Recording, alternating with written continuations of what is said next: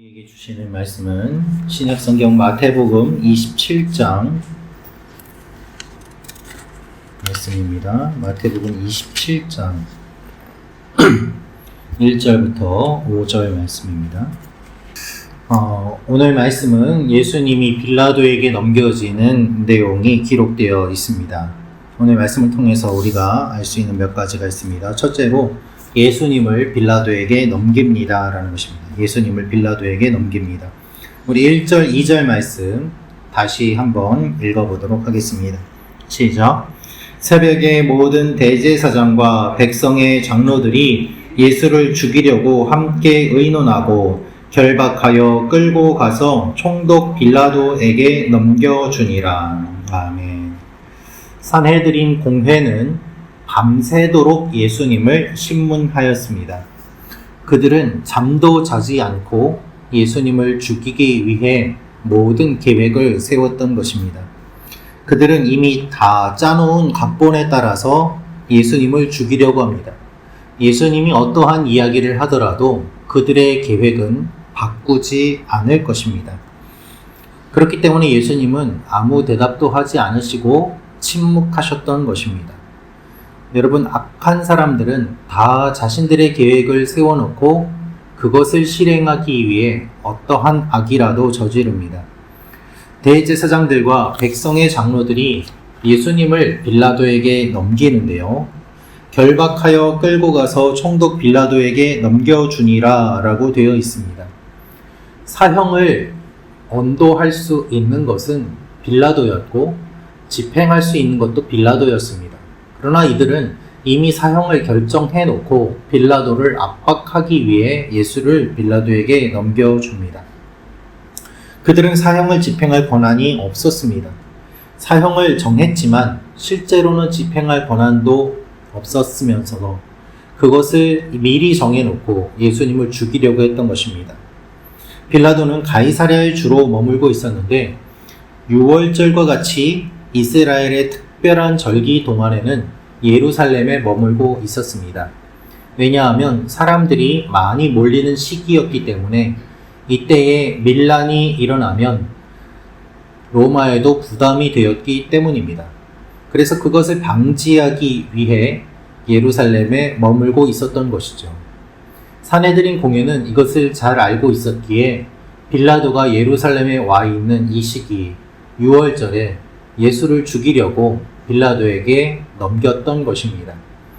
그렇기 때문에 이들은 자신들의 생각으로 예수를 넘겼지만 실제로는 하나님께서 6월절 어린 양으로 예수를 희생 제물로 삼으시는 그 모든 것을 인도해 가심을 우리는 볼 수 있습니다. 당시의 총독은 사형 집행권과 함께 대제사장을 임명할 수 있는 임명권도 가지고 있었습니다.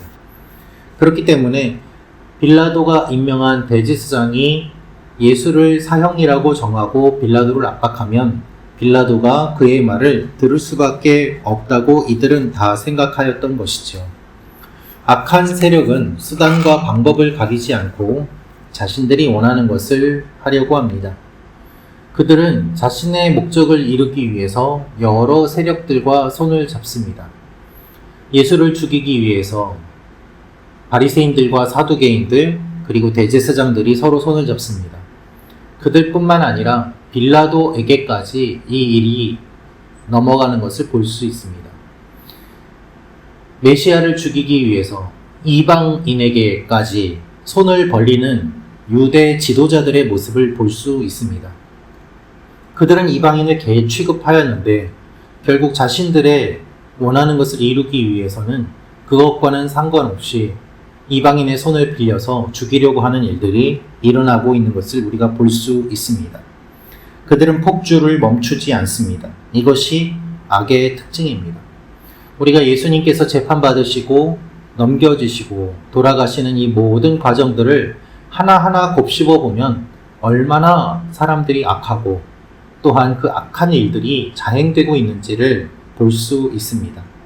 그저 예수님이 돌아가셨기 때문에 이들이 잘못하였다가 아니라 이들이 잘못하고 있는 것을 하나하나 뜯어보면 그 속에 담겨있는 악을 우리가 볼 수 있습니다.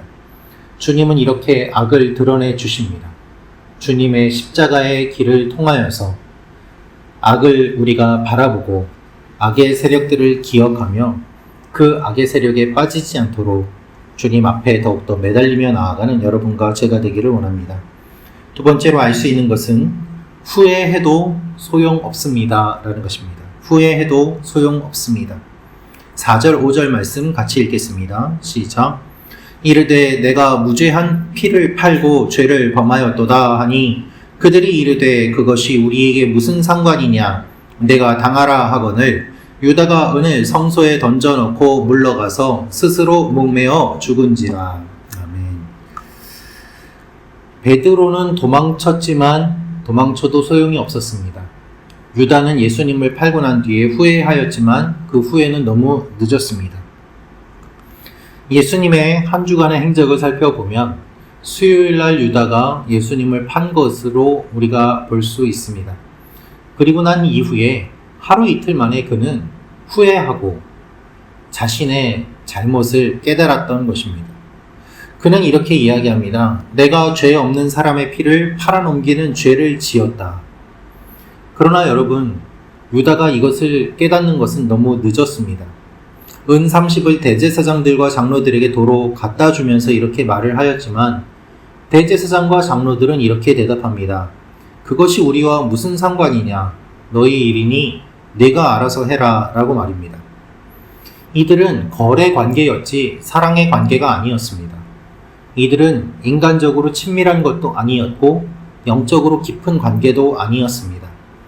유다는 3년 동안 자신을 사랑해 주신 예수님을 팔아넘겼지만 그 팔아넘긴 상대는 아무런 관계도 없는, 그래서 유다가 마음 힘들고 어려울 때에는 아무 도움도 주지 않고 네가 알아서 해라, 너와 우리가 무슨 상관이냐 라고 냉정하게 매몰차게 거절당하는 그와 같은 모습을 우리가 볼 수 있습니다.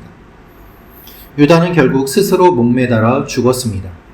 그가 죽고 끝이 아니라 다른 복음서 말씀을 보면 그가 매달렸던 그의 몸이 떨어지면서 창자가 터져서 흘러나옵니다. 그래서 그가 떨어진 그곳을 피밭이라고 불렀고 그 은 30으로 그곳을 산 것을 우리가 알 수 있습니다. 그의 마지막은 비참했습니다. 유다는 예수님을 판 것을 후회하였지만 후회해도 소용이 없었습니다. 너무 늦었던 것이지요. 여러분, 유다에게 돈을 지불한 사람이 유다의 삶을 책임져 줍니까? 그렇지 않습니다. 그렇다면 유다는 왜 이렇게 어리석은 선택을 했던 것일까요? 이익을 위해 모인 사람들, 그들은 겉으로는 운명 공동체처럼 보입니다. 그러나 매우 강한 결속력을 가진 것처럼 보여도 결정적인 순간에는 아무런 도움도 주지 않습니다. 교회가 성령 공동체여, 말씀 공동체여, 믿음 공동체라면 교회 안에 어려운 사람이 있을 때 서로 도울 것입니다. 그러나 그것이 아니라 이익 공동체라면 같은 교회의 성도가 어려움을 당해도 무슨 상관이냐 하면서 아무런 생각도 없이 냉정하게 지낼 수 있습니다. 그래서 우리는 항상 하나님 앞에 깨어서 기도하고 성령 충만을 사모해야 합니다. 우리는 이익 공동체가 아니라 성령 공동체요, 말씀 공동체이기 때문입니다. 가장 강한 결속력은 결국 사랑의 공동체요, 믿음의 공동체입니다. 자신에게 유익이 되지 않는다고 생각하면 냉철하게 끊어버리는 이와 같은 관계가 아니라 주님의 사랑으로 묶여있는 연합의 공동체인 것입니다. 유다가 이렇게 후회하는 일이 조금 더 일찍 있었다면 어떤 일이 일어났을까요? 유다는 회개의 기회도 스스로 저버렸습니다. 유다는 처음부터 끝까지 하나님에게서 멀리 떨어진 삶을 살아갑니다. 여러분, 우리가 회개하고 후회합니다만 너무 늦으면 안 됩니다. 돌이킬 수 없는 일들이 일어나게 됩니다. 그 일들이 일어나기 전에 하나님 앞에 회개하며 나아가는 여러분과 제가 되기를 원합니다. 우리가 주님을 떠날 수도 있습니다. 그러나 너무 멀리 가서는 안 됩니다. 돌아오기가 힘들기 때문입니다. 우리의 믿음은 날마다 평탄한 삶이 아닙니다. 어려움이 있고 주님을 떠날 때도 있고 돌아올 때도 있습니다.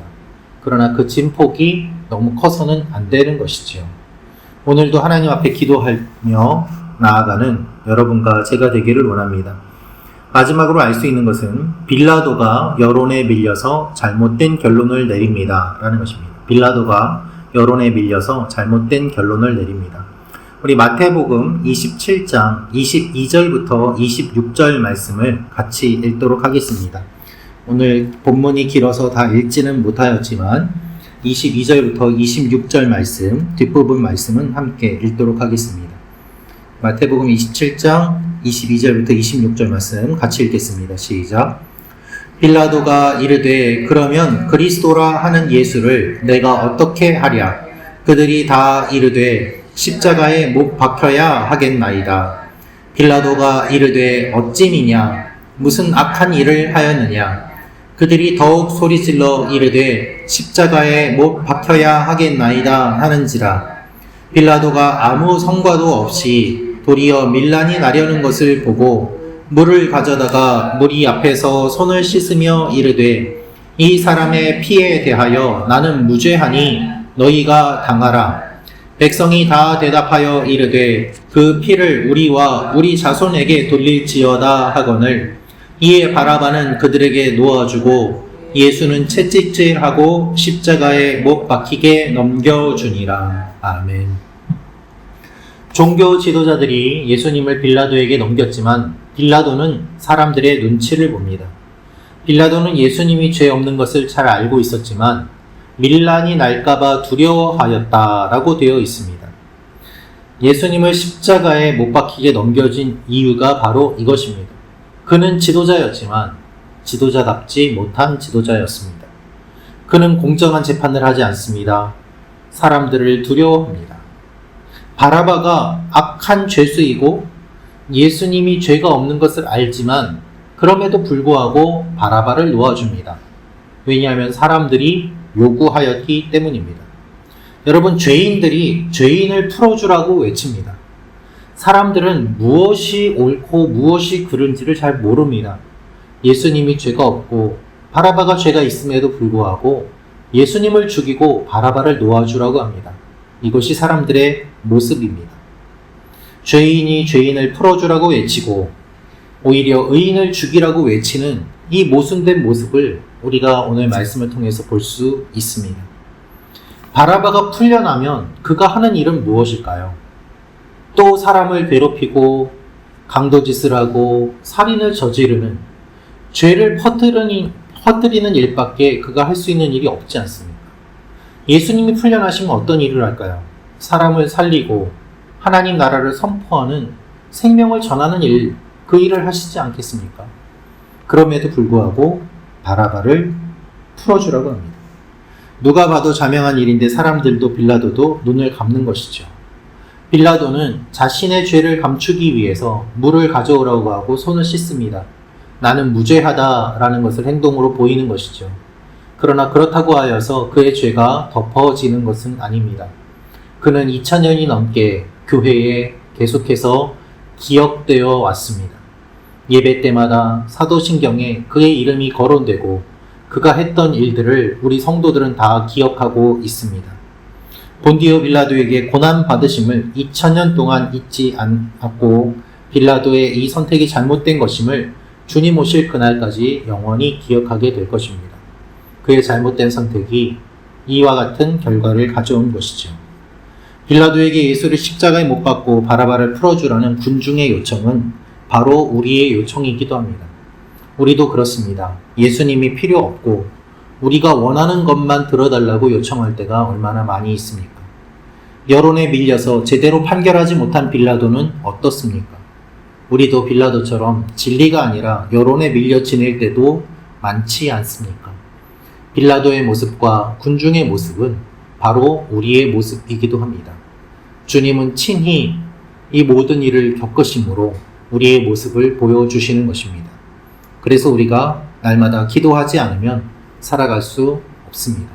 이 아침에도 주님께서 오늘 우리에게 주신 말씀을 기억하며 말씀을 묵상하며 주님 앞에 나아가는 여러분과 제가 되기를 원합니다. 기도하겠습니다.